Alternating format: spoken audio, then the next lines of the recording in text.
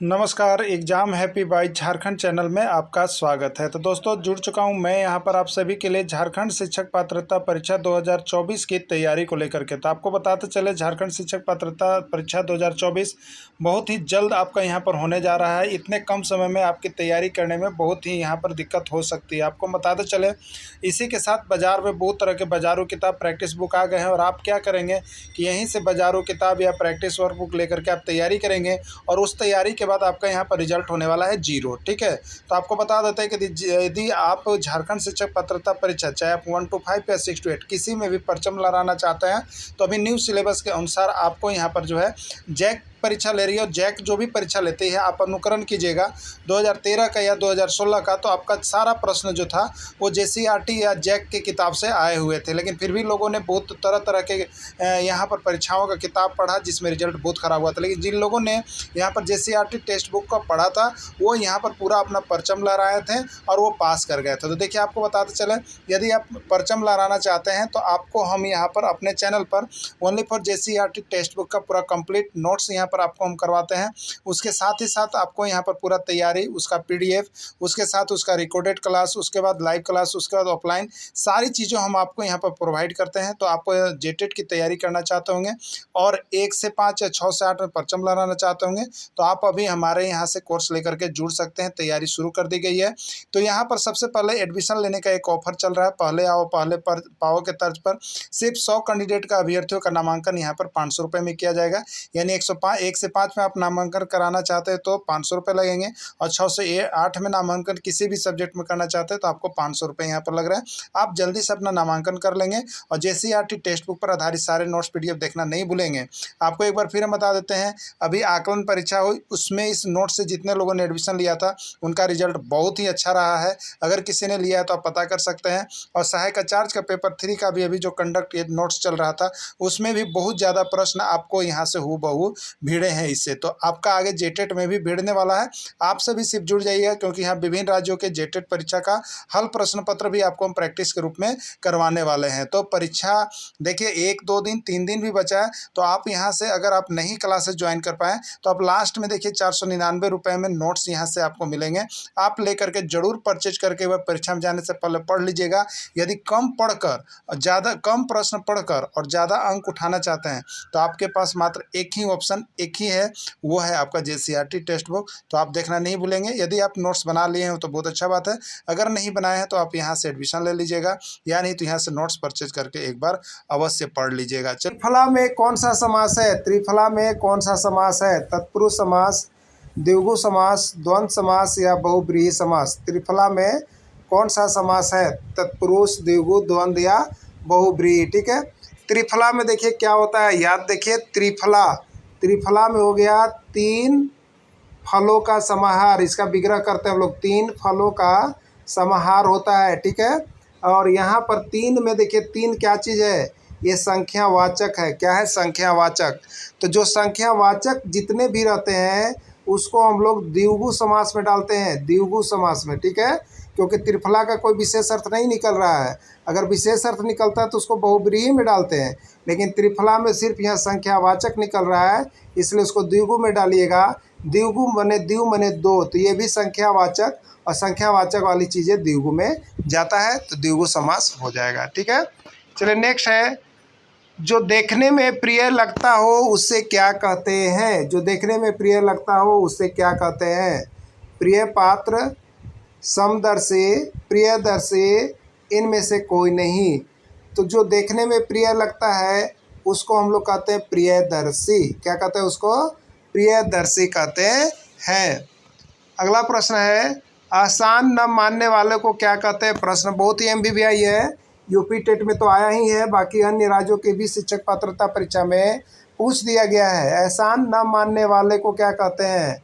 या उपकार न मानने वाले को क्या कहते हैं? प्रश्न इसी तरह से घुमा के रहता है। ठीक है, तो जो उपकार को मानता है उसको हम लोग कहते हैं कृतज्ञ। क्या कहते हैं? जो किए हुए कार्य को मानता है, जो किए हुए एहसान को मानता है, जो किए गए उपकार को मानता है उसको कृतज्ञ कहते हैं। और इसके जस्ट अपोजिट जो एहसान को नहीं मानता है, जो किए गए उपकार को नहीं मानता है उसको हम लोग कहते हैं कृतधन। क्या कहते हैं? कृतधन। तो दोनों में याद रखिएगा, कृतज्ञ और कृतधन दोनों में यही अंतर है, ये किए गए उपकार को मानता है, ये किए गए उपकार को नहीं मानता है। ठीक है, चलिए नेक्स्ट प्रश्न देखिएगा। चिरायु शब्द में प्रयुक्त उपसर्ग है, उपसर्ग और प्रत्यय को देख लीजिएगा। उपसर्ग प्रत्यय पढ़ के ही आपको जाना है, क्योंकि इसके बिना काम नहीं चलेगा। ठीक है, तो उपसर्ग प्रत्यय को आप सभी देख लेंगे। उपसर्ग प्रत्यय का वीडियो समाप्त कर दिया गया है, फिर भी यहाँ पर आपको हम बता देते हैं। देखिए, उपसर्ग और प्रत्यय अगर देखना हो तो सबसे पहले जो वाक्य दिया गया है, जो शब्द दिया गया है, उसका संधि विच्छेद कर लीजिए। चिरायु में क्या होगा, चीर, चीर जोड़ आयु होगा। क्या होगा, चीर जोड़ आयु होगा ना। अब ये प्लस जो है आपको मेन सेंटर है। अब प्लस के पहले वाला जो पहले आया उपसर्ग और जो बाद में आया प्रत्यय है। ठीक है, तो चिरायु में प्रत्यय अगर पूछेगा कौन है तो आयु बोलना है, और चिरायु में उपसर्ग अगर पूछेगा कौन है तो चीर बोलना है। जो पहले लगा उपसर्ग और जो बाद में लगा प्रत्यय। तो चीर उपसर्ग है, आयु प्रत्यय है। पूछा आपसे उपसर्ग है तो आंसर यहाँ देखिए चीर है डी में, तो राइट आंसर इसका डी हो जाएगा। ठीक है, राइट आंसर डी हो जाएगा। इत्यादि का सही संधि विच्छेद है, इत्यादि का सही संधि विच्छेद है। इत जोड़ आदि, इत जोड़ आदि, इति जोड़ आदि, इति जोड़ आदि कौन होगा। ठीक है, तो इत्यादि का सही संधि विच्छेद क्या होगा, इति जोड़ आदि। क्या होगा, इति जोड़ आदि होगा सही संधि विच्छेद। वर्णमाला कहते हैं शब्द को, शब्द समूह को, शब्द गणना को, वर्णों के व्यवस्थित समूह को क्या कहते हैं, किसको कहते हैं। तो वर्णों के व्यवस्थित या वर्णों के क्रमबद्ध समूह को हम लोग वर्णमाला के नाम से जानते हैं। ठीक है, वर्णमाला के नाम से जानते हैं। उलट फेर होना का अर्थ है, उलट फेर होना का अर्थ है हिंसा होना, करवट लेना, अपेक्षा के विरुद्ध काम करना, परिवर्तन होना। ठीक है, तो उलट फेर होना का अर्थ क्या है, हिंसा होना, करवट लेना, अपेक्षा के विरुद्ध होना, परिवर्तन होना। ठीक है, उलट फेर होना का मतलब क्या हो जाना, परिवर्तन हो जाना, एक दूसरे से अलग हो जाना। तो उलट फेर होना मतलब परिवर्तन होना, इसका आंसर हो जाएगा। ठीक है, सीखने के लिए कौन सा कारक सर्वाधिक महत्वपूर्ण है, भाषा को सीखने के लिए कौन सा कारक सर्वाधिक महत्वपूर्ण है। प्रश्न यह सभी राज्यों के शिक्षक पात्रता परीक्षा में पूछा गया है। भाषा के व्याकरणिक नियम, पाठ्य पर आधारित प्रश्नोत्तरी, भाषा की पाठ्यपुस्तक और समृद्ध भाषिक वातावरण। ठीक है, यानी आपसे पूछा है भाषा सीखने के लिए कौन सा कारक सर्वाधिक महत्वपूर्ण है। अगर किसी आदमी को भाषा सीखना है, जैसे आपका बंगला सीखना है, किसी को उर्दू सीखना है, किसी को गुजराती सीखना है, किसी को मराठी सीखना है। ठीक है, तो उसके लिए क्या जरूरी है, तो उसके लिए देखिए जरूरी है समृद्ध भाषिक वातावरण। मतलब समृद्ध भाषिक वातावरण मतलब वहाँ की भाषा का क्या वातावरण है। अगर आप मुंबई जाते हैं तो मुंबई के जैसा कुछ दिन में बोलने लगते हैं, अगर आप दिल्ली जाते हैं तो दिल्ली की भाषा बोलने लगते हैं, अगर आप यूपी में जाकर के एक साल रह जाए तो यूपी की भाषा बोलने जाते हैं। यानी इसका मतलब क्या हुआ कि वहाँ का समृद्ध भाषिक वातावरण मतलब वहाँ के लोग कैसे बोलते हैं, कैसे चलते हैं, कैसे रहते हैं, उसी पर यह चीज़ आधारित होता है। ठीक है, तो समृद्ध भाषिक वातावरण, समृद्ध भाषिक वातावरण ही भाषा को सिखाने के लिए महत्वपूर्ण माना जाता है। ठीक है, चलिए अगला प्रश्न है, बालकों के विकास की किस अवस्था में उससे शर्म और लज्जा की भावना जन्म लेने लगती है। प्रारंभिक बाल्य अवस्था, शैशवावस्था, प्रौढ़ावस्था या नीचे दिया हुआ है वृद्धावस्था, किशोरावस्था। किसमें बच्चा में किस अवस्था में शर्म और लज्जा की भावना जन्म लेने लगता है। ठीक है, ये आपको बताना है कि शर्म और लज्जा की भावना उसे किस अवस्था में जन्म लेने लगता है। ठीक है, तो देखिए बच्चों में जो होता है बाल्यावस्था, बच्चों में कौन सी अवस्था, बाल्यावस्था। आप अपने घर के ही बच्चों को देखिएगा। ठीक है, अगर वह 3 साल 4 साल का भी है, 5 साल का, तो उसका अगर आप कभी पैंट खोल देते हैं, उसका अगर आप कभी जो है कुछ करने लगते हैं, तो देखिएगा बच्चा में जो है शर्माने की भावना आने लगता है, शर्माने की भावना लाने लगता है। और यह जो बाल्यावस्था है, शैशवावस्था मान लीजिए 1 से 5 तक हम लोग लेंगे, और जो बाल्यावस्था है वो 6 से स्टार्ट होकर 12 तक होता है। तो ये 6-7 साल की अवस्था जो पूर्व बाल्यावस्था कहा जाता है, 6-7 साल की अवस्था को पूर्व बाल्यावस्था कहते हैं। इस अवस्था में बच्चा में शर्म और लज्जा की भावना आने लगता है। ठीक है, इस अवस्था में बच्चा शर्माने और लजाने लगता है, यानी प्रारंभिक बाल अवस्था में ऐसा हो जाता है। ठीक है, चलिए देखिए यहाँ पर लिखा हुआ है, लज्जा और शर्म की भावना बच्चों में बाल्यावस्था में जन्म लेने लगता है और यह बाल्यावस्था के प्रारंभिक अवस्था में उत्पन्न होने लगता है। 6 से 7 वर्ष की अवस्था में बच्चों में शर्म उत्पन्न होने लगता है। ये चीज आप देखिएगा। ठीक है, अगला है, बच्चों की ऐसी क्षमता जिससे वह कुछ ऐसी नई चीजों की रचना करता है क्या कहलाता है? बच्चों में एक क्षमता पाई जाती है जिससे वह कुछ नई नई चीजों की रचना करने लगता है।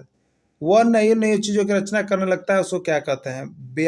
व्यावहारिकता, अभ्यास का परिणाम, सृजनात्मकता या कोई नहीं। ठीक है, तो देखिए बच्चों का एक गुण होता है सृजनात्मकता।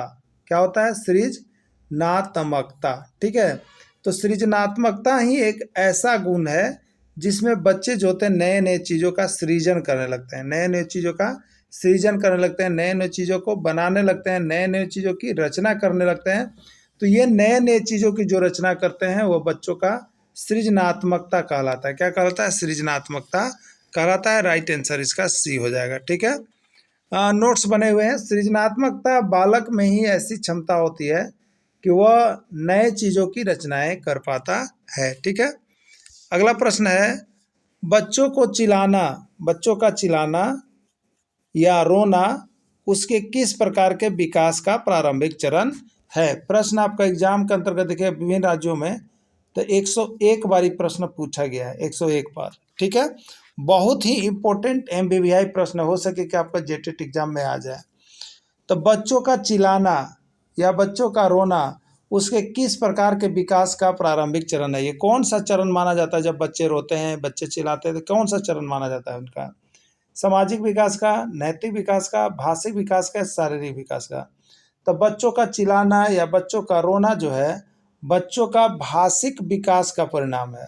यानी ये भाषा के बारे में बच्चे चिल्लाते हैं, रोते हैं, मतलब वे भाषा का उत्पन्न करते हैं, भाषा उत्पन्न करते हैं। ठीक है, तो ये भाषिक विकास का परिणाम है। बच्चों का चिल्लाना और रोना ये अपनी भाषा ही विकास के लिए करते हैं, चिल्लाते हैं, रोते हैं, जिससे वे भाषा का विकार उत्पन्न कर सकते हैं। तो भाषिक विकास ही प्रारंभिक चरण है, बच्चा का चिल्लाना और रोना। ठीक है, बच्चा का चिल्लाना और रोना उसके भाषिक विकास का परिणाम होता है, उसके भाषा का विकास हो पाता है, जिससे उसके भाषा का विकास हो पाता है। ठीक है, अगला देखिएगा, वैयक्तिक विभिन्नता को प्रभावित करता है। वैयक्तिक विभिन्नता को प्रभावित करता है, क्या प्रभावित करता है? वैयक्तिक विभिन्नता को। ठीक है, कौन प्रभावित करता है? वंशानुगत कारक, पर्यावरण संबंधित कारक, ए और बी दोनों या कोई नहीं। ठीक है, तो देखिएगा सभी व्यक्ति, कोई भी व्यक्ति एक जैसा नहीं होता है, सभी में विभिन्नता पाया जाता है।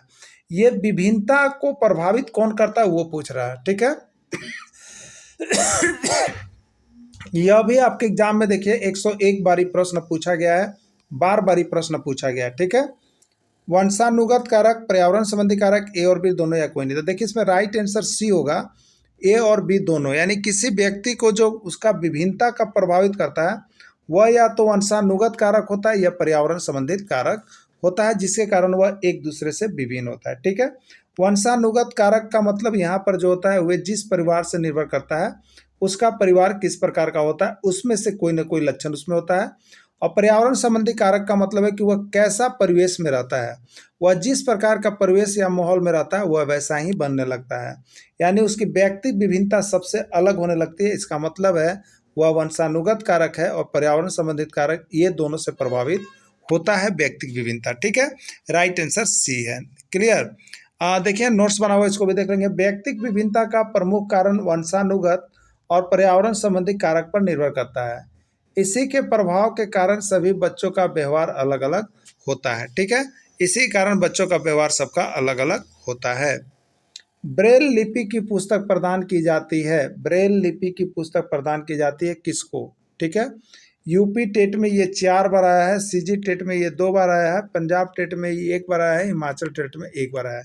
देखिए कितना जगह आया है। ठीक है, ब्रेल लिपि की पुस्तक प्रदान की जाती है कब? श्रवण विकलांगता बच्चों को, जो अंधे बच्चे होते हैं उनको, अस्थि विकलांग बच्चों को, दृष्टि विकलांग बच्चे को या इनमें से कोई नहीं। ठीक है, तो देखिए दृष्टि विकलांग जो आंख के अंधे होते हैं बच्चे, आंख के दिव्यांग होते हैं बच्चे, उनको ब्रेल लिपि पढ़ाया जाता है। ठीक है, दृष्टि विकलांग वाले बच्चे को क्या पढ़ाया जाता है? ब्रेल लिपि पढ़ाया जाता है। यानी ब्रेल लिपि पढ़ाया जाता है तो ब्रेल लिपि किसको प्रदान किया जाएगा? तो दृष्टि विकलांग वाले बच्चे को ब्रेल लिपि प्रदान किया जाएगा। इसका राइट आंसर सी हो जाएगा। ठीक है, देखिए इसका राइट आंसर सी हो जाएगा। नोट्स बना हुआ है, दृष्टि विकलांग बच्चों को ब्रेल लिपि की पुस्तक प्रदान की जाती है।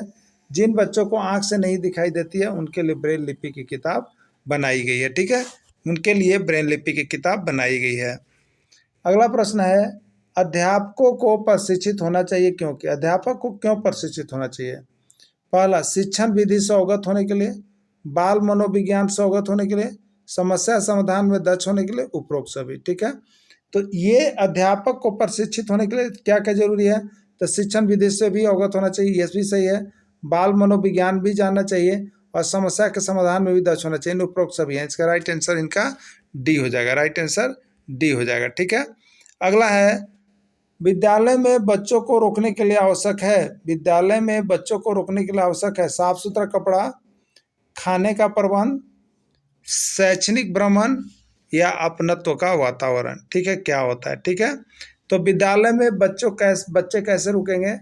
इसमें राइट आंसर डी होगा, जब उनमें अपनत्व का भाव लगेगा। यदि विद्यालय में कोई बच्चा शिक्षक के साथ अपनत्व का भाव बिठाता है तो वह विद्यालय में रोक सकते हैं। ठीक है, तो विद्यालय में बच्चों को रोकने के लिए आवश्यक है साफ सुथरा कपड़ा, खाने पीने का प्रबंध, शैक्षिक भ्रमण या अपनत्व का वातावरण। तो यहाँ होना चाहिए अपनत्व का वातावरण। बच्चा को लगना चाहिए कि किसी ने हमको अपना अपनत्व दिखा रहा है, जिसमें अपनत्व का वातावरण रहेगा वहाँ के बच्चे विद्यालय में रुकने में समर्थ रहेंगे। ठीक है, अगला है, बच्चों को किसमें आनंद आता है? बच्चों को किसमें आनंद आता है? स्वयं को करके सीखने में, प्रेरणादायक शिक्षण में, मित्रतापूर्ण व्यवहार से या उपरोक्त सभी। ठीक है, तो बच्चों को किसमें आनंद आता है? स्वयं करके सीखने में, इसमें तो बच्चा को आनंद आता ही है, प्रेरणादायक शिक्षण से, इससे भी आनंद आता है, मित्रतापूर्ण व्यवहार से, इससे भी आनंद आता है। यानी इसका राइट आंसर हो जाएगा उपरोक्त सभी। ये सभी चीज़ें जो है बच्चों को विकास में आता है। ठीक है, स्कूल में पोशाक निर्धारित करने का प्रथम मकसद क्या है? देखिए पहले विद्यालय में जो है पोशाक नहीं था, लेकिन अब स्कूल में पोशाक वितरण किया जा रहा है। इसका मकसद क्या होता है? समान दिखाई देना, बच्चे अच्छे दिखाई देते हैं, समानता का भाव जागृत करना, इनमें से कोई नहीं। ठीक है, तो देखिए इसमें जो सुटेबल आंसर है वो है समानता का भाव जागृत करने के लिए बच्चों को ड्रेस पहनाया जा रहा है, जिसमें वहाँ पर कोई भी बच्चा अमीर गरीब का लक्षण नहीं दिखाए, सबको एक ही ड्रेस पहनना है। यानी समानता का भाव दिखाने के लिए, समानता का भाव जागृत करने के लिए जरूरी है स्कूल में पोशाक का निर्धारण। ठीक है, अगला, दूध किस प्रकार की संज्ञा है? जातिवाचक, व्यक्तिवाचक, भाववाचक या द्रव्यवाचक? ठीक है, दूध क्या है? तो ये लिक्विड वाली चीजें है। कौन सा है? लिक्विड, द्रव वाली चीजें हैं। तो जिसमें लिक्विड वाली चीजें होती है तो द्रव से जुड़ी रहती है, इसलिए इसको द्रव्यवाचक संज्ञा के अंतर्गत हम लोग लाते हैं, तो इसको द्रव्यवाचक संज्ञा कहेंगे। आशा का विलोम शब्द है नाउम्मीद, दुराशा, निराशा या हताशा। ठीक है, क्या होगा? आशा का विलोम शब्द। ठीक है, तो आशा का विलोम यानी उल्टा हो गया, तो आशा का उल्टा क्या होता है? निराशा। आशा का उल्टा क्या होगा? निराशा। तो विलोम शब्द आपको देख लेने हैं, और विलोम शब्द आपको 60 विलोम शब्द इंपॉर्टेंट जो है यहाँ पर आपको टॉपिक करवा दिया गया है, तो आप सभी देख लीजिएगा। नोट्स तो जरूर ले लीजिएगा। एक बार आपको बता देते हैं, जितने भी नोट्स बने हैं सिर्फ आपको विभिन्न राज्यों के परीक्षाओं से पूछेगा इंपॉर्टेंट प्रश्न का नोट्स हैंड रिटन बना हुआ है, या नहीं तो आपका JCERT टेक्स्ट बुक का बना हुआ है, और सभी इंपॉर्टेंट। अगर कम पढ़ के आप चाहते हैं कि ज़्यादा अंक उठे और ऑथेंटिक चीज़ों को ही केवल हम पढ़ें, तो बस यहाँ से ही जुड़िएगा, और कहीं से जुड़ने की आवश्यकता नहीं है। यहाँ से रिजल्ट आपका बहुत ही अच्छा होने वाला है। तो आप सभी अभी के अभी अवश्य जुड़ जाइएगा। मोबाइल नंबर शुरू में दिया गया है 9631054226 पर अभी संपर्क कर लीजिएगा। ठीक है, चलिए नेक्स्ट देखिएगा। कृतक का विलोम शब्द है करुण, कृपण, कृतधन या कठिन। ठीक है, कृतक किसको कहते हैं? कृतक कहते हैं जो किए गए उपकार को मानता है, जो किए गए उपकार को मानता है उसको क्या कहते हैं? कृतक। और जो किए गए उपकार को नहीं मानता है उसको क्या कहते हैं, कृतधन। तो उल्टा हुआ ना, कृतज्ञ जो किए गए उपकार को मानता है और कृतधन जो किए गए उपकार को नहीं मानता है, यानी कृतज्ञ का उल्टा कृतधन होगा। क्या होगा, कृतधन होगा। राइट आंसर इसका सी हो जाएगा। परोक्ष का विलोम शब्द क्या है, स्थूल, दुराशा, प्रत्यक्ष या हताशा। ठीक है, तो परोक्ष का क्या होता है, परोक्ष जो दूर है या नहीं देख सकते हैं उसका यहाँ पर विलोम शब्द हो जाता है प्रत्यक्ष या सामने। ठीक है, तो प्रत्यक्ष हो जाएगा। अगला, गौशाला में कौन सा समास है, गौशाला में कौन सा समास है। ठीक है, चलिए, तत्पुरुष, द्विगु, द्वंद्व या बहुब्रीहि। सबसे पहले समास के लिए आपको बता देते हैं। समास से एक प्रश्न आपका एग्जाम में फिक्स कर दिया गया है, एकदम समास से एक एग्जाम में फिक्स कर दिया गया, एकदम क्लियर रहिएगा। समास आपको हमने यहाँ पर पढ़ा भी दिया, उसका नोट्स भी आपको दे दिया है जो हमारे साथ जुड़े हुए हैं। अब उसमें से किसी को कन्फ्यूजन है तो हमको कॉल कर लेंगे, क्योंकि आपको हम अपने चैनल पर क्या करते हैं, बात करने की पूरी सुविधा देते हैं शाम को। ठीक है, पूरे खुलेआम से आप बात कर सकते हैं जितनी पढ़ाई होती है। तो ये गौशाला में कौन सा समास है, समास एकदम कन्फर्म हो जाइएगा आप लोग। तो गौशाला, इसको तोड़ेंगे हम, तो गौ के लिए शाला, गौ के लिए शाला। ठीक है, गौ के लिए जो शाला है, स्थान है, गौशाला है। अब देखिएगा यहाँ पर के लिए जो तोड़े हैं तो इसमें विभक्ति चिन्ह है के लिए। के लिए क्या है, कारक का है। क्या है, कारक। तो जिसमें कारक चिन्ह लगा हुआ रहता है वो तत्पुरुष समास होता है। जिसमें का आप विग्रह करेंगे और उसमें कारक चिन्ह आ जाए तो तत्पुरुष समास होगा। तो ये तत्पुरुष समास है। ठीक है, चलिए, राइट आंसर ए है आपका। साग पात में कौन सा समास है, साग पात में कौन सा समास है, तत्पुरुष, द्विगु, द्वंद्व या बहुब्रीहि। ठीक है, देखिए, दो शब्द हो और दोनों एक दूसरे के विपरीत हो, जैसे रात दिन, देखिए दोनों है रात दिन, और इसके बीच में योजक चिन्ह रहता है, ये योजक चिन्ह। उसी तरह से सुबह शाम, सुबह शाम, एक दूसरे का विलोम शब्द, एक दूसरे का विलोम, बीच में योजक चिन्ह। उसी तरह से साग पात, ठीक है, तो एक दूसरे का विलोम शब्द, बीच में योजक चिन्ह। कौन सा समास, तो इसको हम लोग डालते हैं यहाँ पर द्वंद्व समास। जब एक दूसरे के कोई विपरीत होता है तो उसमें क्या होता है, द्वंद्व होता है, लड़ाई होता है, झगड़ा होता है ना। तो जैसे ही ऐसा समास मिले तो इसको बोलिएगा झगड़े वाला समास है। क्या बोलिएगा, झगड़े वाला समास। और झगड़े वाला समास के मतलब है द्वंद्व समास। झगड़े वाला समास का मतलब द्वंद्व समास, द्वंद्व माने लड़ाई झगड़ा होता है। ठीक है, तो विलोम हो, बीच में योजक चिन्ह हो, द्वंद्व समास चला जाएगा। राइट आंसर सी हो जाएगा। चलिए, बच्चों का मूल्यांकन होना चाहिए, बच्चों का जो इवैल्यूएशन हम लोग करते हैं वो किस टाइप से होना चाहिए पूछ रहा है। बोर्ड परीक्षा द्वारा, सतत एवं व्यापक मूल्यांकन द्वारा, गृह परीक्षा द्वारा या लिखित एवं मौखिक परीक्षा द्वारा। ठीक है, तो देखिए, बच्चों का जो मूल्यांकन होता है ना, अभी आप देखिएगा तो सीसीई पैटर्न पर होता है, सतत एवं व्यापक मूल्यांकन होता है। क्या होता है, सतत एवं व्यापक मूल्यांकन, यानी चारों तरफ के क्षेत्र से उसका मूल्यांकन किया जाता है कि किस क्षेत्र में वो कैसा है। तो इसके लिए अभी चला है सतत एवं व्यापक मूल्यांकन। तो बच्चों का मूल्यांकन कैसे होना चाहिए, तो सतत एवं व्यापक मूल्यांकन के द्वारा बच्चों का मूल्यांकन किया जाना चाहिए। ठीक है, चलिए अगला प्रश्न देखिएगा। कक्षा में विद्यार्थियों की रुचि बनाए रखने के लिए एक शिक्षक को क्या उचित है। आप जब विद्यालय में गए और विद्यार्थियों की रुचि को बनाए रखना चाहते हैं तो एक शिक्षक होने के नाते आपके लिए क्या उचित होगा। यह चार ऑप्शन में एक ऑप्शन सही करना है।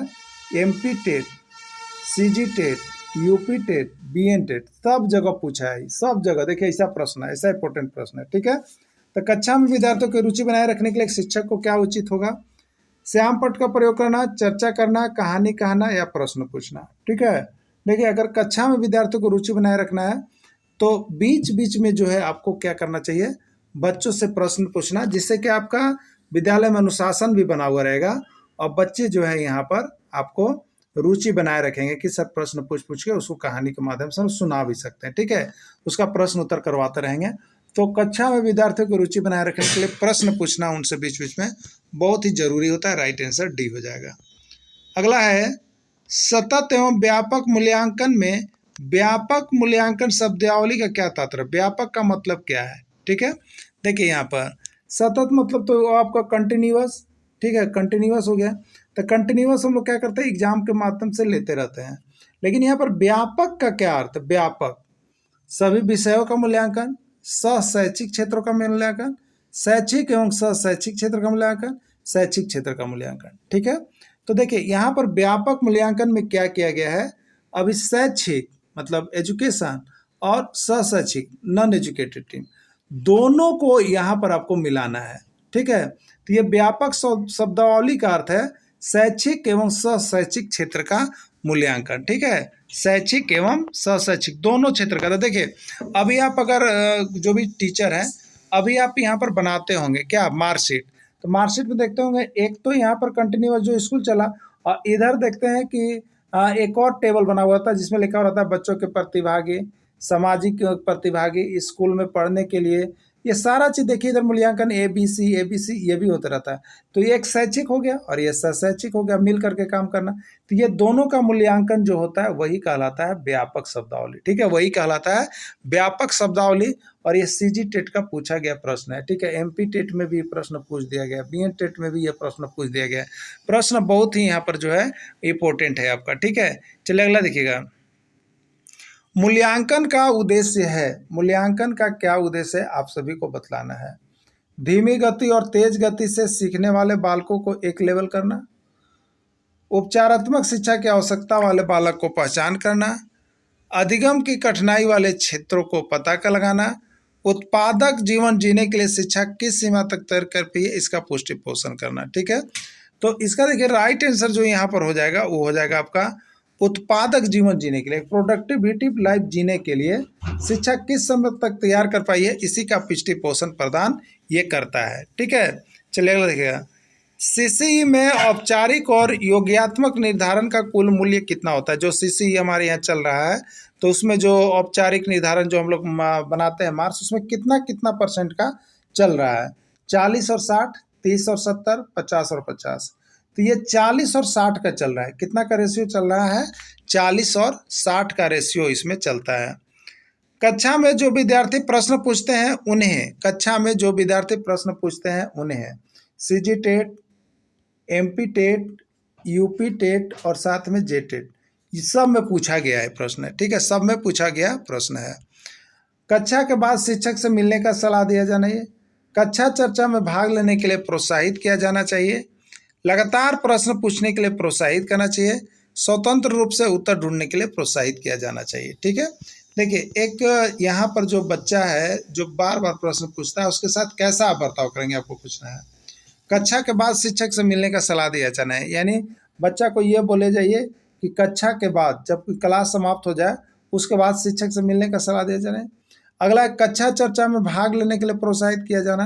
तो जो बच्चा ज़्यादा प्रश्न पूछता है उसके लिए यह बिल्कुल सही है कि कक्षा चर्चा में भाग लेने के लिए प्रोत्साहित करना चाहिए वैसे बच्चे को। ठीक है, अगला लगातार प्रश्न पूछने के लिए प्रोत्साहित किया जाना चाहिए, ये गलत बात है।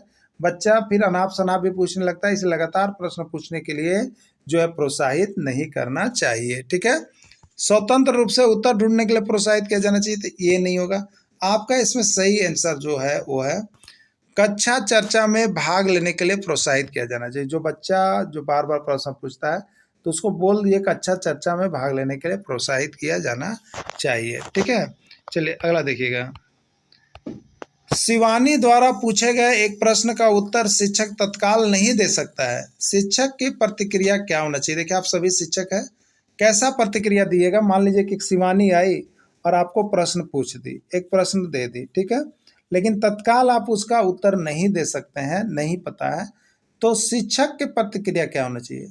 शिक्षक जो है उसका क्या प्रतिक्रिया करेगा, तो शिक्षक द्वारा शिवानी को चुप करा देना चाहिए, शिक्षक द्वारा शिवानी को ध्यान बटा देना चाहिए, शिक्षक को कहना चाहिए मैं नहीं जानता हूँ, शिक्षक द्वारा इस प्रश्न का सही उत्तर बाद में समझकर देना चाहिए। ठीक है, तो सबसे ज़्यादा बेस्ट ऑप्शन यही आ रहा है, क्या, शिक्षक द्वारा इस प्रश्न का सही उत्तर बाद में समझकर देना चाहिए। ठीक है, अगर नहीं आते हैं उस समय तो क्या करना चाहिए, बाद में उसको समझा देना चाहिए बच्चा को।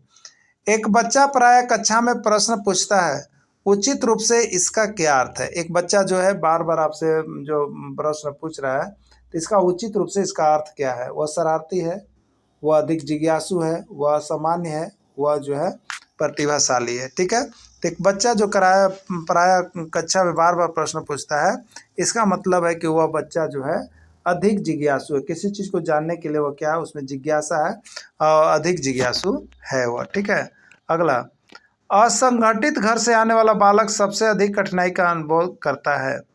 असंगठित, वैसा घर जो कि संगठित नहीं है, ढंग से नहीं है, और उस परिवेश से बालक यदि आपके पास आता है तो वह सबसे अधिक किस कठिनाई का अनुभव करेगा?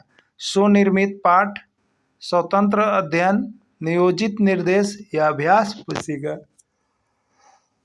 क्या होगा आपको बताना है। ठीक है, तो संगठित घर से आने वाले बच्चा को सबसे अधिक जो कठिनाई अनुभव होता है वह स्वतंत्र रूप से अध्ययन में। ठीक है, क्या होता है? स्वतंत्र रूप से अध्ययन करने में उनको बहुत अधिक कठिनाई होती है। ठीक है, चलिए नेक्स्ट देखिएगा। आप अनपढ़ माता पिता के बच्चों को अंग्रेजी सिखाना चाहते हैं। आप क्या करना चाहते हैं? तो जो अनपढ़ माता पिता है उसके बच्चों को अंग्रेजी सिखाना चाहते हैं, क्या कीजिएगा बताइए ऑप्शन। आप अपने बच्चों से अंग्रेजी में बात कीजिएगा। दूसरा, आप बच्चों को अंग्रेजी में बोलने के लिए बाध्य करिएगा। तीसरा, आप बच्चों को मातृभाषा में बोलने से रोकेंगे। चौथा है, आप उसे अपनी मातृभाषा की सहायता से अंग्रेजी सिखाने का प्रयास करेंगे। गुड, इसका राइट आंसर डी हो जाएगा। क्या हो जाएगा?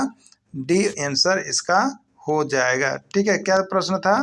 प्रश्न था कि आप अनपढ़ माता पिता बच्चों को अंग्रेजी सिखाना चाहिए, तो आप क्या करेंगे? तो आप बच्चों को यहाँ पर अपनी मातृभाषा की सहायता से अंग्रेजी सिखाने का प्रयास कीजिएगा। राइट आंसर इसका जो हो जाएगा, क्या हो जाएगा? डी हो जाएगा। राइट आंसर इसका डी हो जाएगा। क्लियर? चलिए अगला देखिएगा।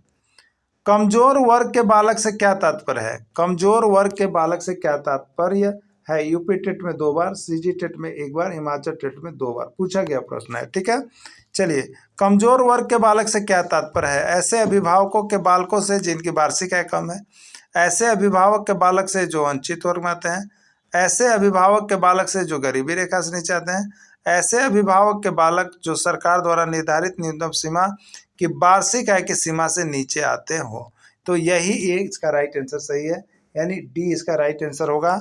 मतलब यहाँ पर जो प्रश्न पूछा जा रहा था कि कमजोर वर्ग के बालक से क्या तात्पर्य है। ठीक है, चलिए देखिएगा। निःशक्त बालकों की शिक्षा के लिए प्रावधान किया जाता है। निःशक्त बालकों की शिक्षा के लिए प्रावधान किया जाता है। कैसे निःशक्त बालकों की शिक्षा होनी चाहिए? समावेशी शिक्षा द्वारा, मुख्य धारा में डालकर, समाकलन द्वारा, या कोई नहीं। ठीक है, तो निःशक्त बालकों की शिक्षा जो है उसको कैसे देना चाहिए? तो उसको यहाँ पर जो है आपको मुख्य धारा से डालकर, समाकलन द्वारा, और क्या क्या ऑप्शन दिया गया है? समावेशी शिक्षा द्वारा, इनमें से कोई नहीं। ठीक है, तो यहाँ पर जो बच्चा है, जो निःशक्त बच्चा के बालकों के लिए है, वो समावेशी शिक्षा द्वारा होगा। किसके द्वारा होगा? समावेशी द्वारा। ए राइट आंसर होगा। प्रतिभाशाली होने का संकेत नहीं है, इसमें कौन सा संकेत ऐसा है जो प्रतिभाशाली होने का नहीं है? सृजनात्मक विचार, दूसरों के साथ झगड़ना, अभिव्यक्ति में नवीनता, जिज्ञासा। तो प्रतिभाशाली होने का संकेत कौन नहीं है इसमें? तो जो प्रतिभाशाली बच्चा होता है उसमें ये गुण नहीं देखने को मिलता है कि वो दूसरे के साथ झगड़ता है। ठीक है, इसमें वह गुण नहीं मिलता है कि वो दूसरे के साथ झगड़ता है। तो इसका राइट आंसर जो है आपको यहाँ के अनुसार बी हो जाएगा। डिसलेक्सिया किससे संबंधित है? डिसलेक्सिया किससे संबंधित है? ठीक है, मानसिक विकार में ये जो है ये सभी कोई को मिल गया है। डिसलेक्सिया, डिस्फेजिया, डिसपेजिया, डिस्कैलकुलिया, सारा चीज मिला हुआ। ठीक है, तो डिसलेक्सिया किससे संबंधित है? मानसिक विकार, गणितीय विकार, पठन विकार, या व्यवहार संबंधी विकार। ठीक है, तो देखिए हम क्या करते हैं, हम लोग का क्या होता है, डिसलेक्सिया क्या चीज है? तो डिसलेक्सिया जो है यहाँ पर पठन विकार है। डिसलेक्सिया लेक्सिया जैसी है, तो लक्स साबुन याद रखिएगा, लक्स था। अब बच्चा क्या पढ़ रहा होता है? लुक्स पढ़ रहा होता है क्या ना अंतर? लक्स को लुक्स पढ़ रहा है। तो ये पठन विकार है, ये पठन विकार है कि आपको यहाँ पर बच्चा जो है डिसलेक्सिया मैंने पढ़ने के विचार से संबंधित है। अगला, तो जो नासवान हो उससे क्या कहेंगे आप? ठीक है, अलौकिक है, अमर है, शाश्वत है, नश्वर है। एमपी टेट में आया हुआ प्रश्न का आपको हिंदी का यहाँ पर हम महत्वपूर्ण प्रश्न करवा रहे हैं। ठीक है, किसका?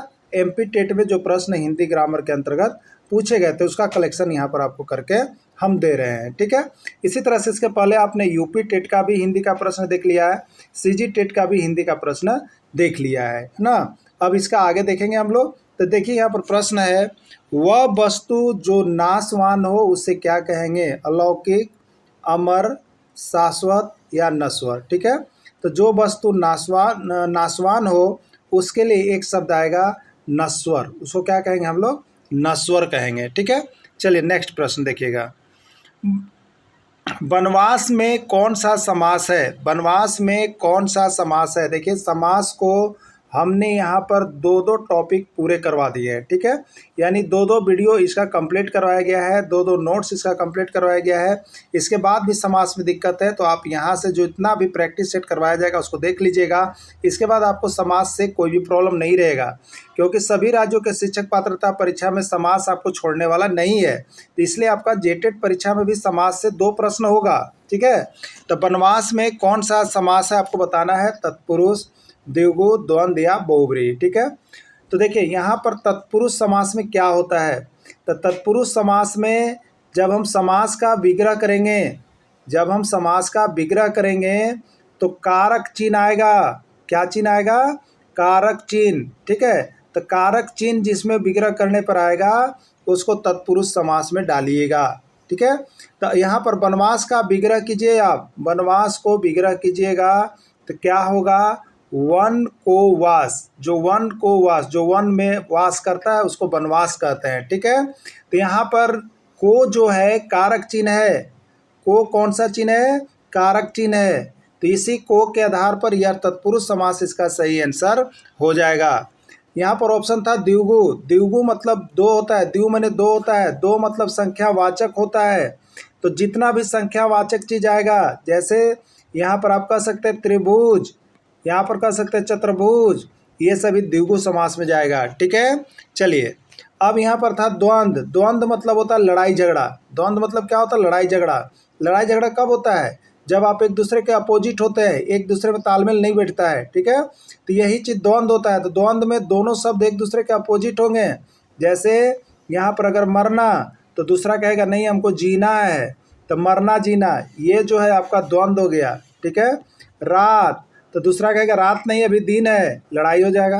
तो रात और दिन दोनों विपरीतार्थक शब्द हैं और इसके बीच में योजक चिन्ह लगा है, तो ये द्वंद्व समास होता है। क्लियर? अब बहुब्रीहि समास में क्या होता है? उसका विशेष अर्थ निकलता है। चलिए अगला है, साहित्य से संबंध रखने वाला को क्या कहते हैं? साहित्य से संबंध रखने वाला को क्या कहते हैं? परकिया, नाटककार, लेखक या साहित्यिक। ठीक है, तो जो साहित्य से संबंध रखता है उसको साहित्यिक कहते हैं।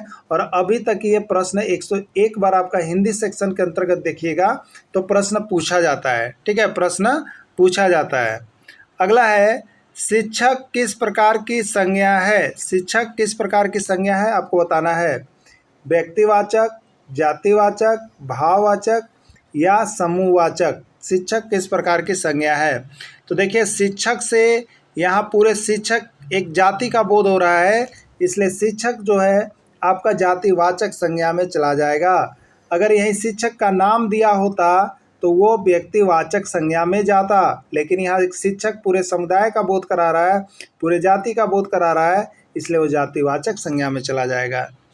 नेक्स्ट प्रश्न देखिएगा, इनमें संयुक्त व्यंजन कौन सा है? संयुक्त व्यंजन कौन सा है आपको बताना है। ठीक है, तो इसके पहले देखिए व्यंजन वर्ण और स्वर वर्ण से संबंधित सारा यहाँ पर PDF आपको समाप्त कर दिया गया है, सारा महत्वपूर्ण प्रश्नों को कंप्लीट करवा दिया गया है। ठीक है, तो उसमें आपको संयुक्त व्यंजन के बारे में बताया गया है, लेकिन यहाँ पर देख लीजिए संयुक्त व्यंजन किसको कहते हैं। तो संयुक्त व्यंजन आपको यहाँ पर छ, त्र, ज्ञ और स्र, ये 4 व्यंजन जो है ये संयुक्त व्यंजन होते हैं, क्योंकि इसमें 2 व्यंजन आपस में जुड़ करके बनते हैं। जैसे छ के लिए क और स लेंगे हम लोग। ठीक है, त्र के लिए त, हलंत और र होता है। तो कभी कभी ये भी पूछ दिया जाता है कि छ का जो है संधि विच्छेद क्या होगा, त्र का संधि विच्छेद क्या होगा और ज्ञ का संधि विच्छेद क्या होगा, इसको याद रखिएगा। तो ये सारा चीज़ आपको जो है कंप्लीट करवा दिया गया है, आप उस वीडियो में जा करके देख लीजिएगा। यहाँ तो आपको हम दिखा रहे हैं कि मध्य प्रदेश शिक्षक पात्रता परीक्षा में यानी MP टेट में किस तरह के प्रश्न पूछे गए थे। अगला है यहाँ पर देखिएगा, रामचरितमानस किस प्रकार की संज्ञा है? रामचरितमानस किस प्रकार की संज्ञा है आपको बताना है।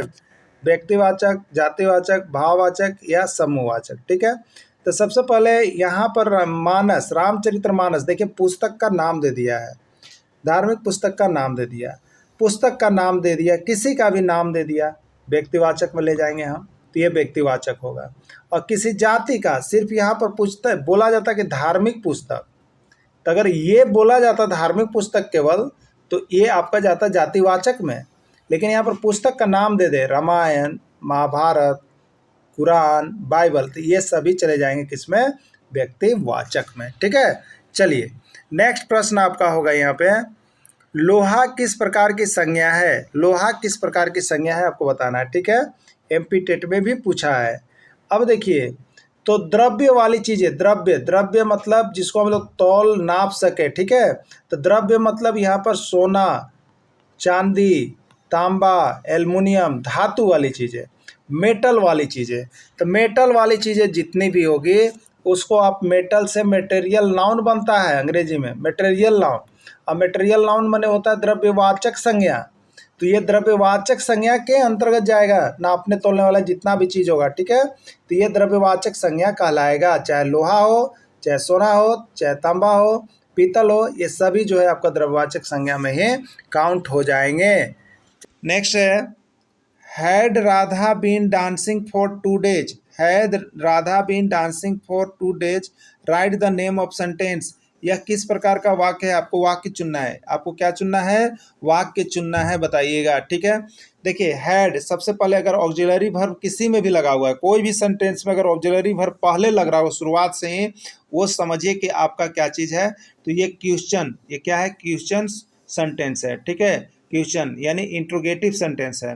और लास्ट में देखिएगा यहाँ पर हंसुआ छाप यानी इंट्रोगेटिव साइन भी दिया हुआ रहेगा, तो ये प्रश्नवाचक है यानी इंट्रोगेटिव सेंटेंस है। ऐसे हम लोग देख लेते हैं, ऑप्शन यहाँ देखते हैं।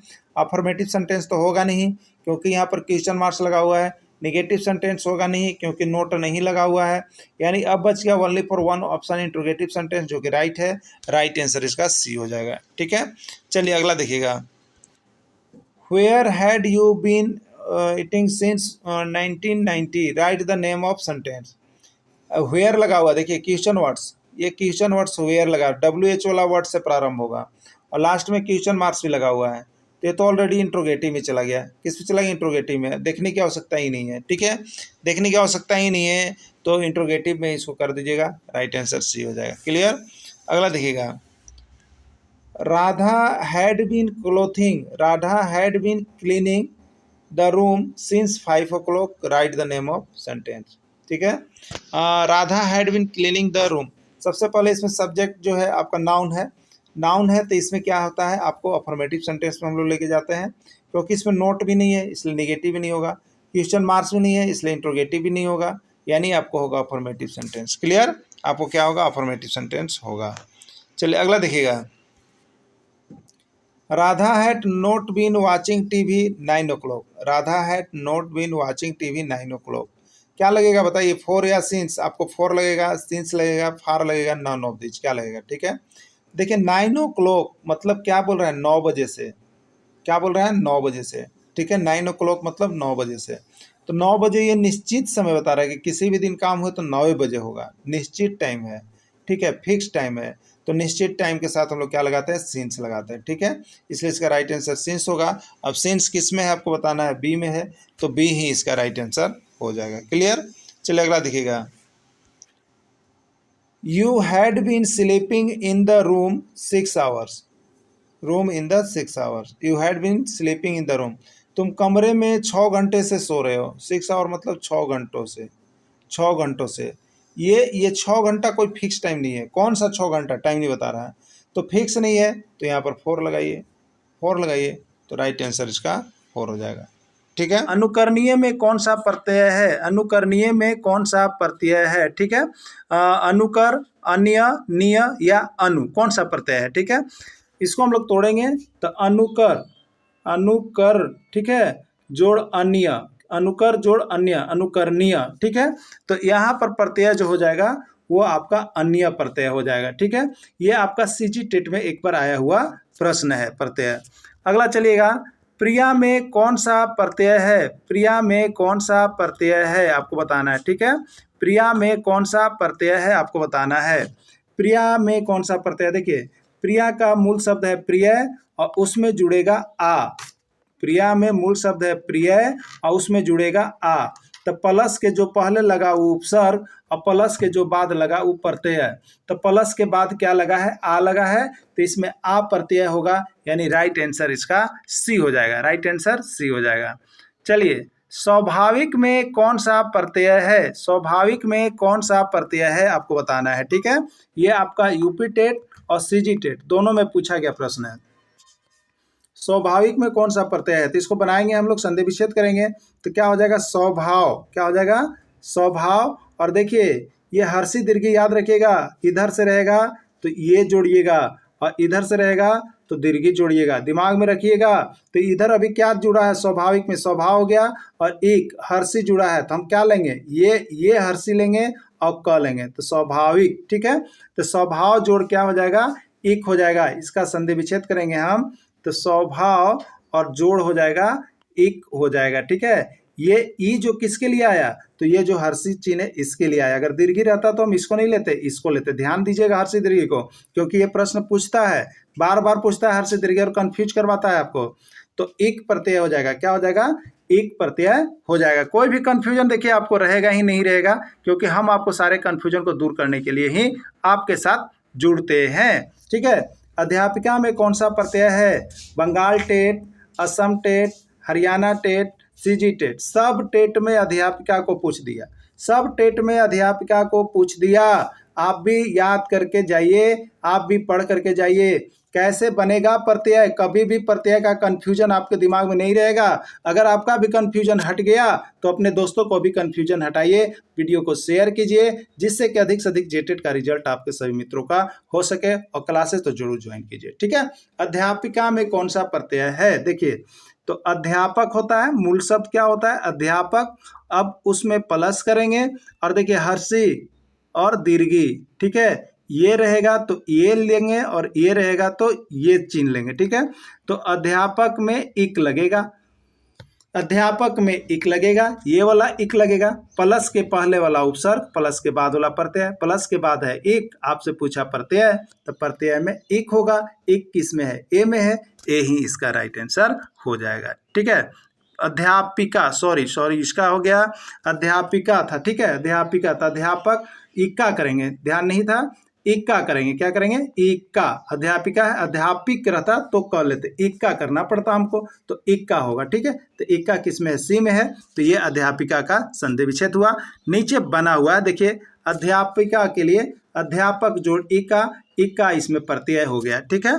अगला, फलित में कौन सा प्रत्यय है? फलित में कौन सा प्रत्यय है आपको बताना है। फलित जो है आपका असम टेट का प्रश्न आया हुआ है, ठीक है। फलित में मूल शब्द देखिए फल, फल और उसमें लगा है इत, उसमें लगा है इत, ठीक है। तो ये फलित होगा। इसमें उप प्रत्यय जो होगा इत होगा। प्लस के पहले ये है, ये प्लस के बाद वाला प्रत्यय होता है। पश्चात होता है, पश्चात में प्र मैंने प्रत्यय, ठीक है। तो इत होगा। अब एक चीज देख लीजिएगा यहाँ पर, जैसे इसी को लिखा हुआ रहता कि फलित, देखिए लिखने में अंतर है, फलित। तो क्या इसका करते हैं? तो इसका हम लोग करते हैं फल और जोड़ कर देते हैं इत। देखिए इत, ये इत होता, ये इत होता, दिमाग में रखिएगा। अगर इधर था तो ये इत लगा, अगर इधर था तो ये इत लगा, ध्यान दीजिएगा जरूर ना। तब फलित में इत प्रत्यय होगा। राइट आंसर क्या हो जाएगा आपका? तो यहाँ पर आपका ये इत हो जाएगा, सी। राइट आंसर इसका सी हो जाएगा, ठीक है। चलिए अगला देखिएगा,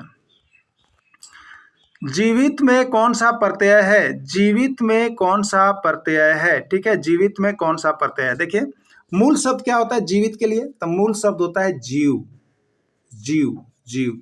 जीव में जोड़ दीजिए इत, जीव में जोड़ दीजिए इत, बनेगा जीवित, ठीक है। प्लस के पश्चात क्या आया? इत, और प्लस के पहले क्या आया? जीव, ठीक है। तो पश्चात मने प्र मने प्रत्यय, तो प्लस के बाद वाला जो लगा है वो प्रत्यय है, तो इत प्रत्यय होगा। कौन सा प्रत्यय होगा? इत प्रत्यय होगा। एकदम कंफर्म हो लीजिएगा। अंतर सिर्फ देखिए यही मिलता है, इत लिखा हुआ रहेगा और इत लिखा हुआ रहेगा। ध्यान दीजिएगा, अगर इधर से रहेगा तो ई वाला मारिएगा, अगर इधर से रहेगा तो ये करना पड़ेगा आपको, ठीक है। कंफर्म होगा ना। इसीलिए देखिए हमको बार बार करवा रहे हैं, कुछ समझिएगा नहीं कि आपको खेल करवा रहे हैं, आपको यहाँ पर कंफ्यूजन हम दूर करवा रहे हैं, क्योंकि यही कंफ्यूजन में दो दो नंबर जो आपको पड़ेंगे ना तो वो बन जाएंगे आपको, ठीक है। अगर आपसे बन गया तो समझिए कि आपका यहाँ पर नंबर बढ़ रहा है, स्कोर बढ़ रहा है, ठीक है, घट नहीं रहा है। इसलिए कंफ्यूजन में कभी भी एग्जाम मत जाइए, जो आप जानते हैं उसको बेस्ट करने का कोशिश कीजिएगा, ठीक है। देखिए आपको अभी जो है यहाँ पर इस चैनल पर जो है टेस्ट सीरीज की शुरुआत की गई है, ठीक है। यानी जो शिक्षक को लगता है कि हमने परीक्षा की तैयारी कर ली है तो वो इस टेस्ट सीरीज में शामिल हो सकते हैं, ठीक है। 20 टेस्ट सीरीज की कीमत यहाँ पर 200 रुपये रखी गई है, जिसमें प्रथम 10 विद्यार्थियों को पुरस्कार भी दिया जाएगा, पुरस्कृत भी किया जाएगा। तो आप सभी जो चाहते हैं वो अभी अभी टेस्ट सीरीज में ज्वाइन कर लेंगे, क्योंकि टेस्ट सीरीज आपके लिए बहुत ही महत्वपूर्ण है। इसमें जैक का किताब और विभिन्न राज्यों से आए हुए शिक्षक पात्रता परीक्षा के प्रश्नों को शामिल किया गया है। तो जो भी शिक्षक जुड़ना चाहते हैं अभी कॉल करें और यहाँ पर टेस्ट सीरीज में जुड़ करके अवश्य टेस्ट में भाग लें। सेलेक्ट प्रेजेंट कंटिन्यूअस टेंस, इसमें आपको प्रेजेंट कंटिन्यूअस टेंस चुनना है कि कौन है, ठीक है। Ram does not read, Ram does not read, बताइए कल हमने बताया था ना ये कौन सा सेंटेंस है। डू या डज जिसमें लगता है वो होता है प्रेजेंट इंडेफिनिट टेंस। कौन होता है? प्रेजेंट इंडेफिनिट टेंस है। You go to the market, you go to the market, ठीक है। ये भी आपका कौन सा हो गया? प्रेजेंट इंडेफिनिट टेंस हो गया।